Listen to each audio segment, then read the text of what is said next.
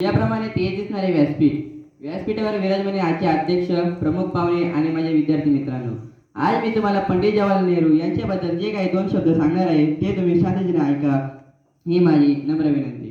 आज पंडित जवाहरलाल नेहरू यांची जयंती. पंडित जवाहरलाल नेहरू हे स्वतंत्र भारताचे पहिले पंतप्रधान होते. त्यांचा जन्म 14 नोव्हेंबर 1889 रोजी उत्तर प्रदेशमधील अहलाबाद येथे झाला. त्यांचे संपूर्ण नाव जवाहरलाल मोतीलाल नेहरू असे होते. त्यांच्या वडिलांचे नाव मोतीलाल नेहरू असे होते. मोतीलाल नेहरू हे प्रसिद्ध वकील होते.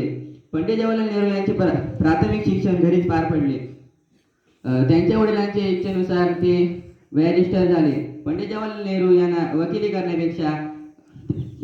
करण्यापेक्षा स्वतंत्र भारताला स्वतंत्र करण्याचे चळवळ खूप आवडायची. त्यांनी महात्मा गांधी यांच्याबरोबर भारत मातेला स्वतंत्र करण्याचे योगदान दिले. त्यांच्या योगदानामुळे 15 ऑगस्ट 1947 रोजी भारत देश स्वतंत्र झाला. पंडित जवाहरलाल नेहरू यांना लहान मुले व गुलाबाची फुले खूप आवडायची. स्वातंत्र्यपूर्वी व स्वातंत्र्यानंतरही भारत देशाच्या प्रगतीसाठी व सर्वांगीण विकासासाठी अहोरात्र झटणाऱ्या पंडितजींनी 27 मे 1964 रोजी जगाचा निरोप घेतला. एवढे बोलून मी माझे दोन शब्द संपवतो. जय हिंद, जय भारत.